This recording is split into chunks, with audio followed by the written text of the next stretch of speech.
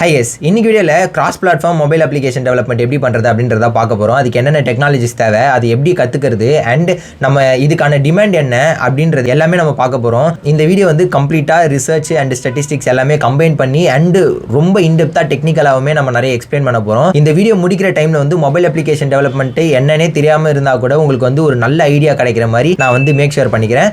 So with that being set let's get into the video. First பாத்தீங்கன்னா பெரிய பெரிய companies like big Jains எல்லாருக்குமே வந்து மொபைல் அப்ளிகேஷன்ஸ் வந்து கண்டிப்பா தேவைப்படுது. ஏன்னு பாத்தீங்கன்னா மொபைல் அப்ளிகேஷன் மார்க்கெட் 2022 பாத்தீங்கன்னா $206 பில்லியன் வந்து இருந்திருக்கு. அவ்வளவு பெரிய மார்க்கெட் வந்து மொபைல் அப்ளிகேஷன் மார்க்கெட். அண்ட் நீங்க எக்ஸ்பெக்டட் growth பாத்தீங்கன்னா வந்து 13.8% வந்து இருக்கு.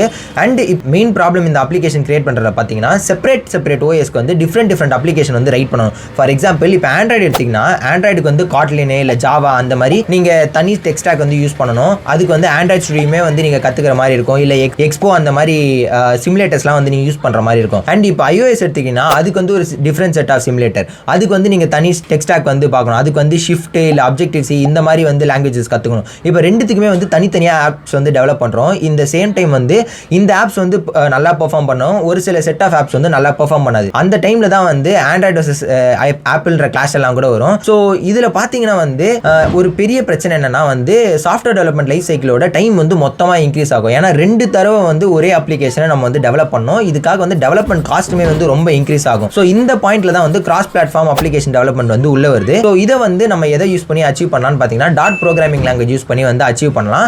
ஃப்ளட்டர் UI SDK வந்து யூஸ் பண்ணலாம். நிறைய பேர் நினைச்சிட்டு இருக்கீங்க ஃப்ளட்டர்ன்றது ஒரு ப்ரோக்ராமிங் லாங்குவேஜ் அப்படின்ட்டு. அது கிடையாது. ஃப்ளட்டர்ன்றது ஒரு UI SDK. So UI SDK அப்படின்னா என்னன்னு பார்த்தீங்கன்னா யூசர் இன்டர்ஃபேஸ் கிரியேட் பண்றதுக்கு ஒரு சாஃப்ட்வேர் டெவலப்மெண்ட் கிட். இதை கொடுத்தது வந்து கூகுள். ஸோ இதை எப்படி பார்க்கலாம்னு பார்த்தீங்கன்னா இப்போ ஜாவாக்கு வந்து JDK அப்படின்னு ஒன்று கொடுத்துருப்பாங்க. அதுக்குள்ள பார்த்தீங்கன்னா வந்து JVM அப்படின்னு ஒன்று இருக்கும். அதை யூஸ் பண்ணி தான் நம்மளால வந்து ஜாவா கூட கம்பைல் பண்ணி நம்மளால ஃபுல்லா எக்ஸ்போர்ட் பண்ணி பார்க்க முடியும். அந்த மாதிரி டாட்டை வந்து நம்ம வந்து கம்பைல் பண்ணி ஒரு UIயை பில்ட் பண்றதுக்கு நம்ம யூஸ் பண்ற ஒரு SDK தான் வந்து ஃப்ளட்டர். ஸோ அடுத்தது இப்போ ஃப்ளட்டரோட டிமாண்ட் பார்க்கலாம். ஸோ இப்போ ஃப்ளட்டரோட டிமாண்ட் நாளுக்கு நாள் வந்து அதிகமாயிட்டே இருக்கு. அதுக்கு முக்கியமான காரணம் என்னன்னு பார்த்தீங்கன்னா வந்து ஃப்ளட்டர் வந்து கூகுள் டெவலப் பண்ணது. கூகுள் வந்து இது ஓப்பன் சோர்ஸ்மே பண்ணதுனால இது வந்து நம்ம ஃப்ரீயா அக்சஸ் பண்ணிக்க முடியும். And at the same time மற்ற SDKஸை கம்பேர் பண்றப்போ ஃப்ளட்டர் வந்து ரொம்ப ஸ்டேபிளா இருக்கு. அண்ட் நிறைய மொபைல் டெவலப்பர்ஸ் வந்து ஃப்ளட்டர் தான் சூஸ் பண்றாங்க. ஏன் அப்படின்னு பார்த்தீங்கன்னா ரொம்ப பெரிய கம்பெனிஸ் கூடமே வந்து ஃப்ளட்டர் வச்சு தான் வந்து அப்ளிகேஷன்ஸ் கிரியேட் பண்ண ஆரம்பிச்சிட்டாங்க. இப்போ பிளே ஸ்டோர்ல நம்ம எடுத்த ஸ்டாட்ஸ் படி என்ன கிடைக்குதுன்னு பார்த்தீங்கன்னா 5 அப்ளிகேஷன் வந்து ரிலீஸ் பண்றாங்கன்னா அதுல ஒரு அப்ளிகேஷன் வந்து ஃப்ளட்டர்ல வந்து ரிலீஸ் பண்றாங்க அப்படின்ற ஸ்டாட் வந்து கிடைச்சிருக்கு. அண்ட் இதுல இருந்து நமக்கு என்ன தெரியுதுன்னு பார்த்தீங்கன்னா ஃப்ளட்டர் டெவலப்பரோட டிமாண்ட் வந்து இன்க்ரீஸ் ஆகிட்டே போகுது. ஸோ இப்போ ஃப்ளட்டர் மூலமா வந்து iOS ஆண்ட்ராய்டுக்கு மட்டும் தான் கிரியேட் பண்ண முடியும் அப்படின்னு சொல்லி நிறைய பேர் நினைச்சிட்டு இருக்காங்க. அது கிடையாது. நான் ஆல்ரெடி சொன்ன மாதிரி இது வந்து ஒரு ஃப்ரேம் ஒர்க் கிடையாது. இது வந்து ஒரு SDKன்றது நீங்க எந்த பிளாட்ஃபார்ம்ல வேணா யூஸ் பண்ணிக்கலாம்.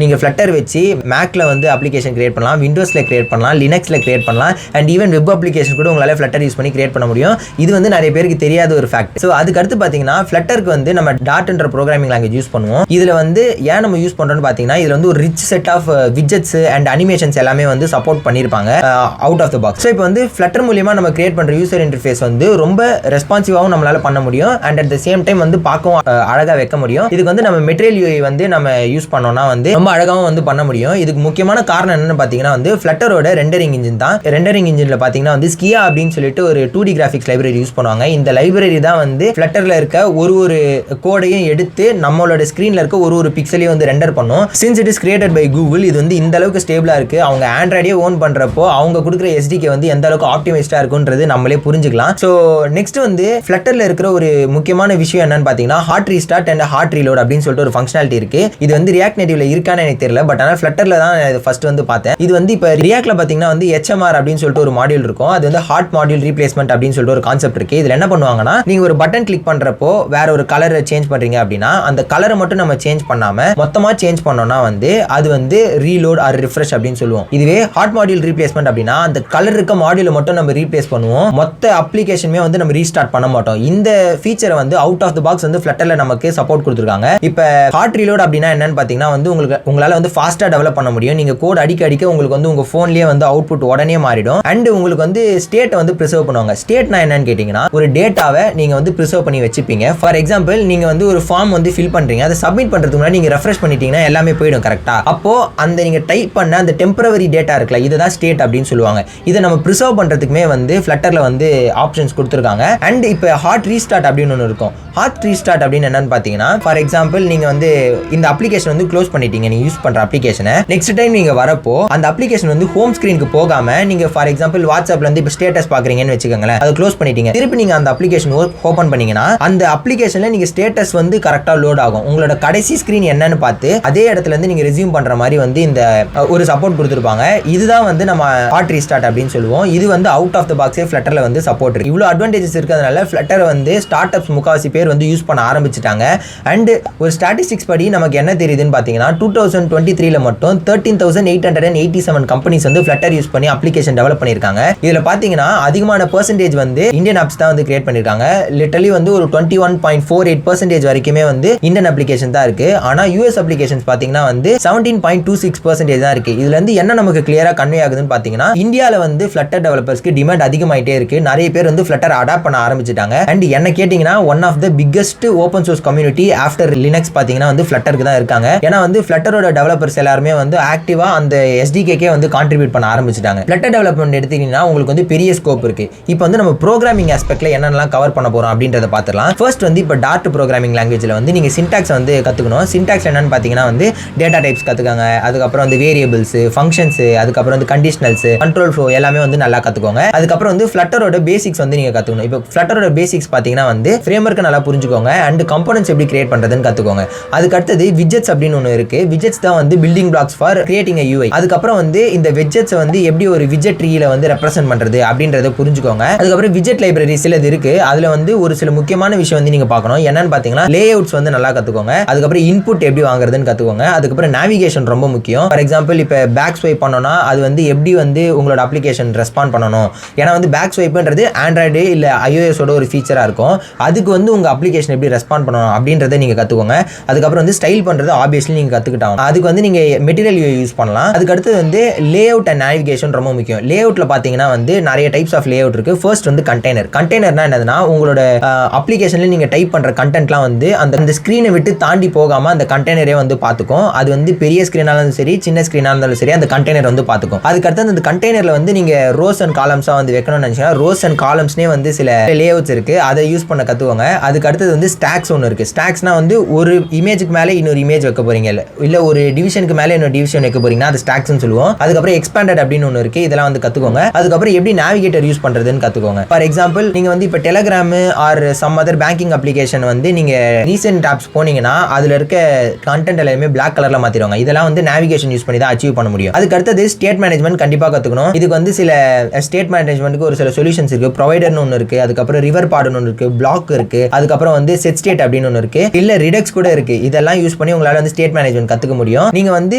ஒரு அப்ளிகேஷனோட காம்ப்ளெக்சிட்டி எப்படி இருக்குன்றத நல்லா புரிஞ்சுக்கோங்க. அண்ட் ரொம்ப ரொம்ப முக்கியமான ஒரு விஷயம், நீங்க ஒரு அப்ளிகேஷன் மட்டும் பண்ணிட்டீங்கன்னா அது வந்து பெரிய விஷயம் கிடையாது. கண்டிப்பா அந்த அப்ளிகேஷன் வந்து இன்டர்நெட் யூஸ் பண்ணி ஒரு டேட்டாவை HTTP கால் அடிச்சு API யூஸ் பண்ணி ஒரு டேட்டாவை எடுக்கணும். உங்களுக்கு API பத்தி நல்லா தெரிஞ்சுக்கணும்னா கீழே கமெண்ட் பண்ணுங்க API-ன்ட்டு. நான் அதுக்கு ஒரு வீடியோ டெடிகேட்டடா போடுறேன். ஸோ அதுக்கு அடுத்து பாத்தீங்கன்னா வந்து இந்த API அடிக்கிறதுக்கு நமக்கு என்னென்னலாம் யூஸ் பண்ணலாம் பாத்தீங்கன்னா HTTP லைப்ரரி யூஸ் பண்ணலாம். இல்லைனா DO அப்படின்ற லைப்ரரி யூஸ் பண்ணலாம். இது யூஸ் பண்ணி நம்மளால HTTP ரெக்வஸ்ட்லாம் மேக் பண்ணிக்க முடியும். அதுக்கு அடுத்தது பெர்சிஸ்டன்ட் ஸ்டோரேஜ். ஒரு ஸ்டோரேஜ் மீடியம் வந்து நமக்கு தேவை. ஃபார் எக்ஸாம்பிள் இப்போ நீங்க வாட்ஸ்அப்ல மெசேஜ் அனுப்புறீங்க, உங்களுக்கு நெட் இல்லைனா கூட அந்த மெசேஜஸ் காட்டும். அது எங்க இருந்து வருதுன்னு நினைக்கிறீங்களா? உங்களோட போன்லயே ஸ்டோர் ஆயிருக்கும். அது எப்படி ஸ்டோர் பண்ணிருப்பாங்கன்னு பாத்தீங்கன்னா messages.db.crypt14 அப்படின்னு சொல்லிட்டு ஒரு ஃபார்மேட்ல வந்து ஸ்டோர் பண்ணிருப்பாங்க. அது வந்து என்கிரிப்ட் பண்ணி ஸ்டோர் பண்ணிருப்பாங்க.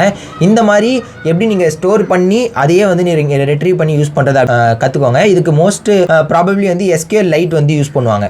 அனிமேஷன்ஸ் எப்படி பண்றதுன்னு கத்துக்கோங்க. இதுக்கு வந்து அனிமேஷன் கண்ட்ரோலர் இருக்கு. அதுக்கப்புறம் ட்வீன் அப்படின்னு ஒன்று இருக்கு. அதுக்கப்புறம் வந்து அனிமேஷன் பில்டர் இருக்கு.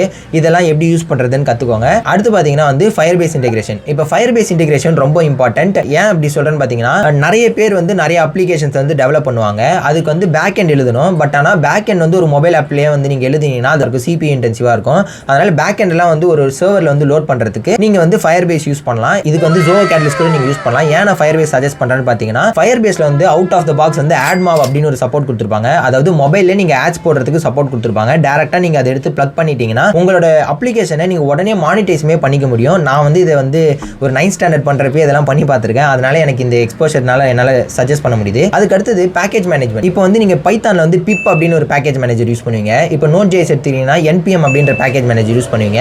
இந்த மாதிரி நிறைய செட் ஆஃப் பேக்கேஜ் மேனேஜர் ஒரு லாங்குவேஜ் ஸ்பெசிஃபிக்குமே மாறும். அது அந்த மாதிரி ஃப்ளட்டருக்கு வந்து நீங்க பப் அப்படின்ற பேக்கேஜ் மேனேஜர் வந்து யூஸ் பண்ணி உங்களுக்கு தேவையான தேர்ட் பார்ட்டி லைப்ரரிஸ்லாம் வந்து டவுன்லோட் பண்ணிக்கலாம். அதுக்கப்புறம் ஆப்வியஸ்லி நான் எல்லா வீடியோஸ்லயும் சொல்ற மாதிரி கிட்ட பத்தி நீங்க கற்றுக்கோங்க. எப்படி வந்து உங்களோட ப்ராஜெக்ட்டை வந்து கிட்டபோட இன்டெகிரேட் பண்ணிட்டு அதை வந்து எப்படி நீங்கள் சிங்க் பண்ணி யூஸ் பண்ணுறதுன்றதை கற்றுக்கோங்க. நெக்ஸ்ட் வந்து நீங்கள் எப்படி ஒரு அப்ளிகேஷனை ஆப் ஸ்டோர்லேயோ இல்லை ப்ளே ஸ்டோர்லேயோ வந்து ரிலீஸ் பண்ணுறது அப்படின்றத ரொம்ப நல்லா கற்றுக்கோங்க. அண்ட் இப்போ பெர்ஃபார்மன்ஸ் வந்து நல்லா ஆப்டிமைஸ் பண்ணி எழுத கற்றுக்கோங்க. ஸோ இதை வந்து நீங்கள் தொடர்ந்து படிச்சுக்கிட்டே இருந்தால் தான் வந்து உங்களால் வந்து கற்றுக்க முடியும். சரி, இவ்வளோ சொல்லிட்டேன், இதெல்லாம் நான் எங்கே போய் கற்றுக்கிறது அப்படின்னு கேட்டிங்கன்னா, நீங்கள் வந்து ariudemy.com வந்து செக் அவுட் பண்ணி பார்க்கலாம். ariudemy.com அது என்னன்னு பார்த்தீங்கன்னா, ariudemy.com வந்து ஒரு எஜுகேஷனல் பிளாட்ஃபார்ம். இங்கே வந்து ஐடி சார்ந்த பல கோர்சஸ் வந்து தமிழ்லேயே சொல்லி தராங்க. எனக்கு தெரிஞ்சு இந்த அளவுக்கு கம்மியான ரேட்டில் வந்து யாரும் பெருசாக சொல்லி தரதில்லை. நீங்கள் இன்ஸ்டிடியூஷன்ஸ்லாம் எடுத்துக்கிட்டிங்கன்னா ஃப்ளட்டர் வந்து 25,000 60,000 வரைக்குமே சார்ஜ் பண்ணுறாங்க. ஆனால் நீங்கள் வந்து ariudemy வெறும் 549 rupeesக்கே வந்து இந்த கோர்ஸை வந்து உங்களால் லேர்ன் பண்ணிக்க முடியும். அது மட்டும் இல்லாமல் இந்த கோர்ஸ்லேயே ariudemyயோட கரியர் கைடன்ஸ் ப்ரோக்ராமே வந்து உங்களுக்கு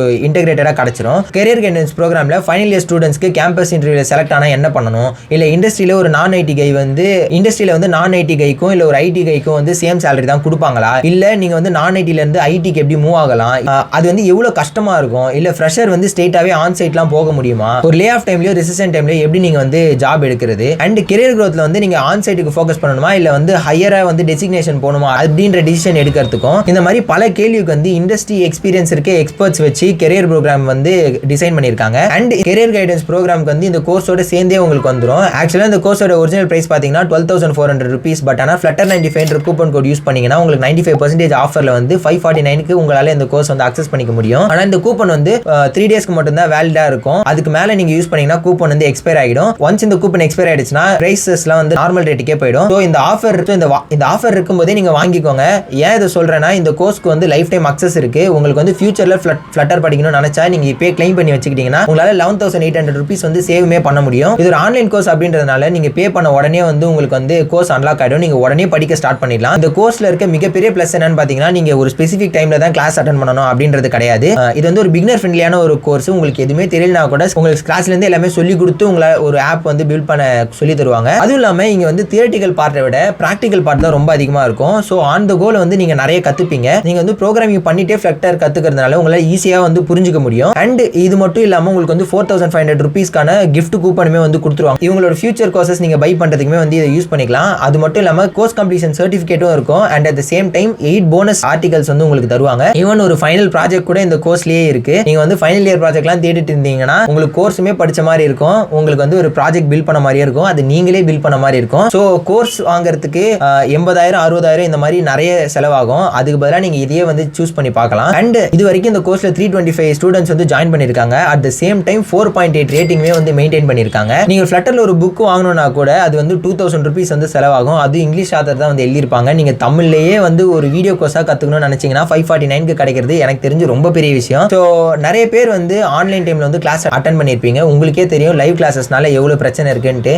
உங்களுக்கு திடீர்னு உடம்பு சரியில்லாம போனா உங்களால வந்து கிளாஸஸ் அட்டன் பண்ண முடியாது. நீங்க 70,000 ரூபாய் கொடுத்து வந்து ஒரு கிளாஸ் ஜாயின் பண்ணியிருப்பீங்க. பட் ஆனால் கிளாஸஸ் மிஸ் பண்ற மாதிரி சில சினாரியோ வரும். ஒரு சில டைம் உங்களால வந்து பர்சனல் ரீசன்ஸ்க்காக கிளாஸ் அட்டன் பண்ண முடியாது. அந்த மாதிரி பிரச்சனையே இங்க வராது. நீங்க எப்போ வேணா லேர்ன் பண்ணிக்கலாம், எவ்வளவு நாள் வேணா லேர்ன் பண்ணிக்கலாம். உங்களுக்கு வந்து இன்ஸ்ட்ரக்டர் வந்து திருப்பி சொல்லி தரணும்னு நினைச்சீங்கனாலும் நீங்க எத்தனை தடவை வேணா ரீப்ளே பண்ணிக்கலாம். நீங்க வந்து ஒரு 2 வருஷம் கழிச்சு வந்து உங்களுக்கு ஒரு கான்செப்ட் வந்து ரிவைஸ் பண்ணணும் அப்படின்னு நினைச்சீங்கன்னா கூட நீங்க வந்து அதை பண்ணிக்க முடியும். நீங்க ariudemy.comல போயிட்டு லாகின் பண்ணீங்கனாலே போதும். உங்களுக்கு அந்த கோர்ஸ் வந்து அப்படியே இருக்கும். நீங்க வந்து ரீவிசிட் பண்ணி எத்தனை தடவை வேணா ஒரே மாடியூல திருப்பி பார்த்துக்கலாம். அண்ட் ரொம்ப முக்கியமா நான் பார்க்குற விஷயம் என்னன்னு பார்த்தீங்கன்னா, இங்க வந்து உங்க டியூட்டர் கூட டைரக்டா நீங்க கனெக்ட் பண்றதுக்கான கான்டாக்ட்மே கொடுத்துருவாங்க. உங்களுக்கு வந்து ஃப்ரெண்ட்லியா உங்களால வந்து கான்டாக்ட் வச்சுக்கிட்டு உங்களால இந்த கோர்ஸ்ல இருக்க டவுட்ஸ் எல்லாமே வந்து கிளியர் பண்ணிக்க முடியும். சரி, இந்த கோர்ஸ் யார் தான் எடுக்கிறா அப்படின்னு கேட்டீங்கன்னா வந்து ராஜா விக்னேஷ் தான் எடுக்கிறாரு. இவருக்கு வந்து Flutterல 4 years ஆஃப் டெவலப்மெண்ட் எக்ஸ்பீரியன்ஸ் இருக்கு.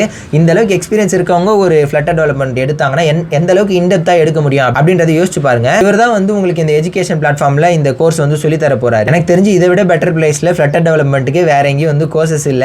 ஸோ இந்த ஆஃபர் இருக்கும்போதே வந்து நீங்க கிளைம் பண்ணி வச்சுக்கோங்க. Flutter 95 அப்படின்ற கூப்பன் கோட் யூஸ் பண்ணி இப்பயே சேர்ந்துக்கோங்க. That's been it guys. Keep learning. Bye.